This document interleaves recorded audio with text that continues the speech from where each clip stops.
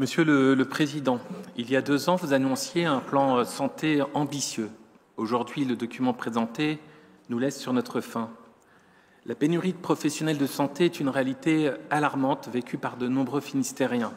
Nous partageons votre constat. Elle ne se limite pas aux zones rurales, elle touche aussi les périphéries urbaines, les communes de taille moyenne, les quartiers populaires. Cette crise est le fruit de choix politiques anciens pendant des décennies.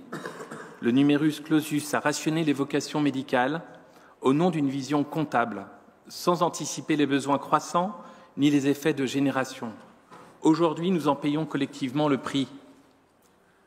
Et une fois encore, les collectivités locales sont en première ligne face à une responsabilité qui revient d'abord à l'État, celle d'organiser, de répartir, de former et de garantir un égal accès aux soins. Après la sécurité que nous venons d'évoquer, c'est à nouveau un transfert de charges que vous dénoncez par ailleurs sur d'autres sujets. Ce n'est pas tenable.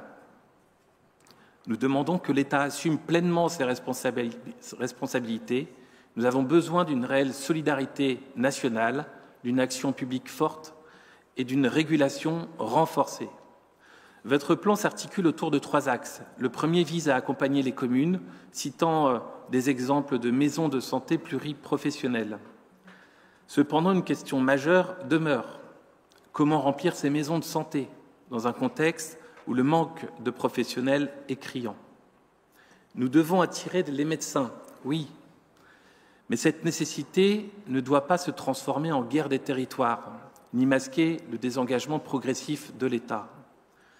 Pour mieux appréhender les difficultés d'accès aux soins, pourquoi ne pas s'appuyer sur les contrats locaux de santé, qui disposent d'une connaissance fine du terrain et des besoins de la population? Vous envisagez une énième consultation, mais les acteurs sont déjà réunis localement dans ces instances. Ce sont des outils incontournables, non seulement pour améliorer l'analyse de l'existant et élaborer des prospectives, mais également pour construire des solutions adaptées à la réalité de chaque bassin de vie, avec les institutions et professionnels présents sur le terrain. Le deuxième axe se concentre sur le maintien et la recherche de nouveaux médecins. Vous proposez des mesures pour conserver les diplômés de l'UBO et d'attirer de jeunes diplômés dans notre département via notamment des séjours de découverte. Le budget de 25 000 € par an consacré à cette action nous semble dérisoire au regard des ambitions affichées. Le docteur Lereste, qui a été cité à l'instant, directeur départemental de médecine générale à l'UBO, semblait beaucoup moins enthousiaste sur ce plan il y a quelques jours. Il avait exprimé dans la presse ses réserves fortes. Il déplorait l'absence de concertation préalable avec les équipes de l'UBO. Il qualifiait certaines mesures de votre plan de purement politiques, sans réel impact, et alertait sur leur coût élevé pour une efficacité quasiment nulle. Voilà 2 ans que vous annonciez ce plan. J'ai entendu, bien sûr, la volonté de concertation, mais malheureusement, nous constatons que certains partenaires importants n'ont pas été associés. Enfin, le troisième axe propose d'améliorer l'offre de soins avec l'expérimentation du premier médicobus à partir de janvier 2026 et une subvention de 214 176 €.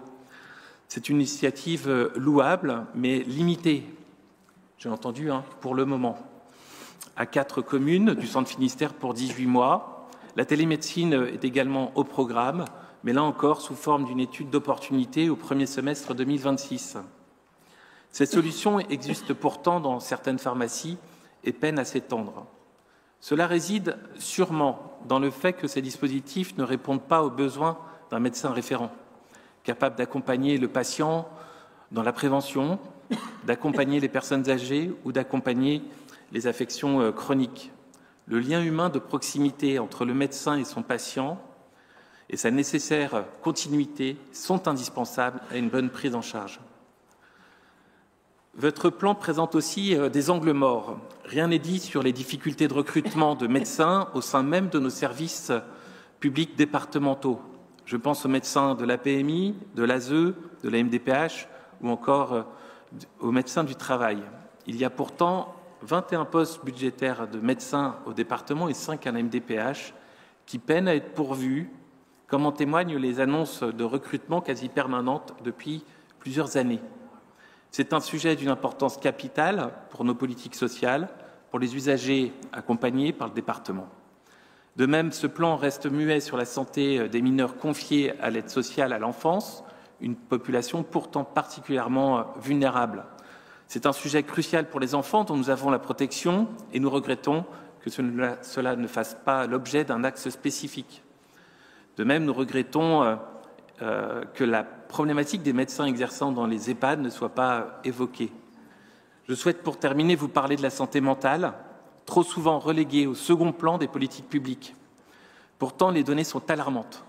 Selon l'enquête En Classe 2022, un quart des lycéens déclarent avoir eu des pensées suicidaires et 14% des collégiens présentent un risque de dépression. Cette souffrance silencieuse touche particulièrement les jeunes fragilisés par l'isolement, les inégalités sociales, la pression scolaire ou encore les incertitudes liées à leur avenir. Nombreuses sont aussi les études qui ont démontré le lien de causalité, et cela dans les deux sens, entre santé mentale et précarité. Collectivité des solidarités, le Conseil départemental aurait tout intérêt à se mobiliser pleinement sur ce terrain pour prévenir la précarisation des plus vulnérables. Dans ces situations, il nous faut renforcer les dispositifs de prévention, soutenir les lieux comme la maison des adolescents et investir dans le aller vers, en particulier dans les quartiers populaires. Ce plan proposé n'évoque pas ces sujets majeurs pour l'avenir. Mais comme vous avez réduit les financements aux structures de prévention, comme la maison des adolescents ou les points d'accueil écoute jeunes, nous ne sommes malheureusement pas surpris. C'est pourtant bien par la prévention que nous pouvons agir durablement. Et le département ne manque pas de levier en la matière, notamment à travers les subventions qu'il attribue aux associations. Mais alors que les addictions représentent un enjeu majeur de santé publique, que penser de la suppression d'une subvention de 8 000 € à Alcool Assistance, par exemple? Déshabiller Pierre pour habiller Paul me paraît ici totalement contre-productif. En conclusion, nous partageons pleinement l'urgence et l'objectif d'un meilleur accès aux soins et nous saluons l'intention derrière certaines mesures de ce plan. Toutefois, nous estimons que sa portée est aujourd'hui insuffisante.